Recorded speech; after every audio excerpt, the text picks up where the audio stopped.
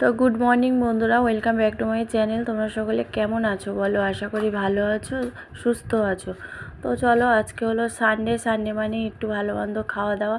ভালো মন্দ হলে এই যে দাদাভাইকে বলেছিলাম চিকেন আনতে, আর একটু মাছের মাথা আনতে বলেছিলাম, পুঁই শাক দিয়ে করবো। তো কি বলবো, আবার চিংড়ি নিয়ে এসছে। মেয়ে জানো না, আজকে সঙ্গে গেছিলো দাদাভাইয়ের সঙ্গে, বায়না করেছে একটু চিংড়ি নাও। তারপর ভাবলাম কাতলা মাছের মাথা অনেক বড়, তো পিস পিস করে এনেছে, ওটা দিলে বেশি হয়ে যাবে, রেখে দিলে পরের দিনেও হয়ে যাবে, থাক রেখে দিই। কাতলা মাছের মাথাটা দিয়ে অন্য দিনে তরকারি করি কি ডাল করি, পরের দিন করব। তো ভাবলাম চিংড়ি এনেছে যখন, চিংড়িটা দিয়ে তাহলে পুঁই শাক চচ্চড়ি করি। আমার চিংড়ি দিয়ে ইচ্ছা করছিল না পুঁই শাক চচ্চড়ি, প্রায় সময় খাই।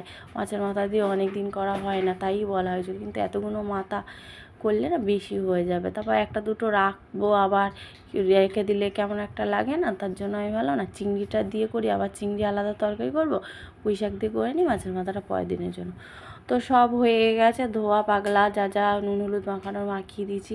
সকালেরও তো খাবার টাবার খাওয়া হয়ে গেছে, দেখালাম না, রোজকার যা খাই তাই। নতুন কিছু যদি বানাতাম তাহলে দেখাতাম, তাই শেয়ার করলাম না তোমাদের সঙ্গে।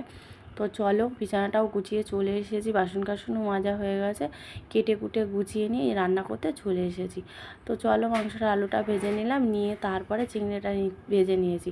আগের দিনে বলতে সপ্তাহখানিক হয়েছে জানো তো, আম ডাল করেছিলাম, বড় একটা আম এনেছিল, তার থেকে হাফ কেটে রেখে দিয়েছিলাম। টক তো বেশি টক হয়ে যাবে, তা হাফ রাখা ছিল, তো নষ্ট হয়ে যাবে। তো আবার মনে পড়লো টিফিন কাঠিতে করে রাখলে না বড্ড ফ্রিজে ভুলে যাই জানো। তা আমি দেখতে দেখতে দেখলাম পেলাম, তো আমি বলি তাহলে আর গোটা আম কাটবো না চাটনি করার জন্য, ওই হাফ আমটাই চাটনি করি, তো দাদা ভাই মেয়ে ওরা খাবে, হয়ে যাবে।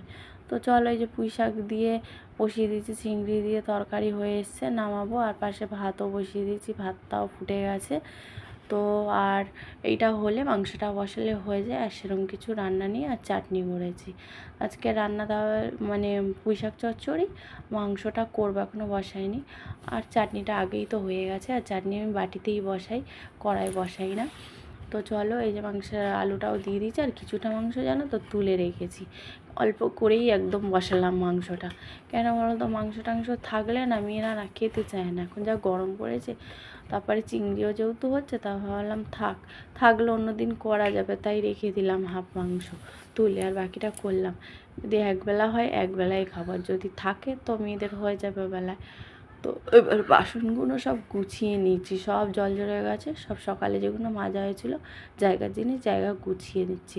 তরকারি বসিয়ে দিয়ে কাজগুলো করে নিচ্ছি, টেবিলটা তো পাহাড় হয়ে থাকে, তো এগুলো গুছিয়ে নিলে সুবিধা। আর আমরা তো জানোই ভালো করে টেবিলে খাই না, সবাই মিলে যেহেতু বসে খাই, তার জন্য ঘরেই বসি, বড় ঘরেই আমাদের হয়, তাই বড় ঘরে সবাই মিলে ছড়ি ছিটে বসি।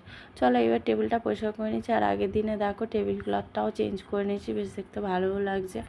তো ওটা পরিষ্কার করেও ধুয়ে রেখে দিয়েছি। তো এটা নোংরা হলে ওটা পাতবো, সুবিধা হয়, যেন এটা সাদা, তো আমি পাততে চাই না। আর মশলার কৌটো তো জানোই রোজই মুছি, কারণ মানে তেল চিটে হয়, সামনেই তো রান্না বান্না করি, ওটা রোজ তেল চিটে হয়। তো এই যে মাংসটা দেখো হয়ে গেছে, আজকে না বেশ কষা কষা করে করেছি, আর আজকে কোনো তরিজুত করে করিনি, আজকে তরকারিটা খুব সুন্দর হয়েছিল সত্যি কথা বলতে জানো তো। তো চলো, এই শশা কেটে নিচ্ছি, খাওয়া দাওয়া করে নিই, ওর সন্ধ্যের সময় দেখা হবে। তো দেখো, এই যে সাজুগুজু করে নিয়েছি, নিয়ে ছাদে চলে এসেছি, এখন প্রায় 5:30 6টা মতন বাজতে যায়।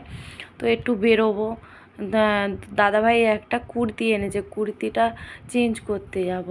তো ওই জন্য একটু ভাবলাম সেজেছি, এখন একটু রিলস বানিয়ে নিই ছাদে গিয়ে, তো ওই জন্য চলেছি। এইবারে দেখো না, এই যে সন্ধ্যা হয়ে গেছে বেশ, এবারে যাচ্ছি দাদাভাইয়ের সঙ্গে। চলো তাহলে।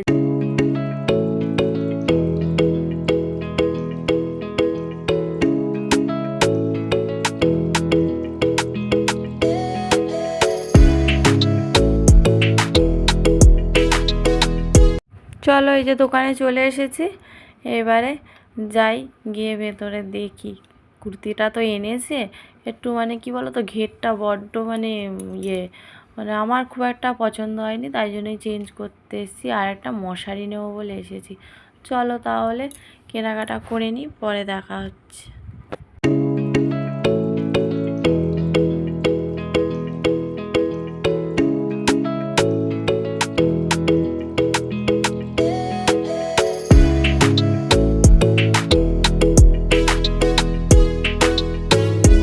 নেবে কোনটা অরেঞ্জ?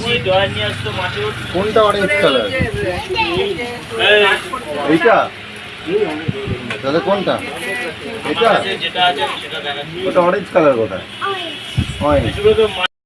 হ্যাঁ ঠিক আছে, একদম সাইজ থেকে দাদা কেন? আর কিছু না, আর কিছু নেই। কাটা কি 85? কাটা তো বাবা। এটা সেম বেরোন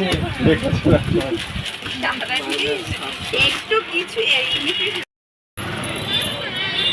ষষ্ঠীতে যাওয়া হয় না গো। কি বললে সোনা?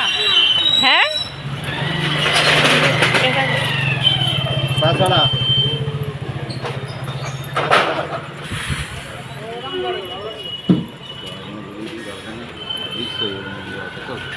তো দেখো বন্ধুরা, বাড়িতে এসে গেছি আর প্রচণ্ড পরিমাণে ঘেমে গেছি, ভিজে গেছি, আর কি বলবো।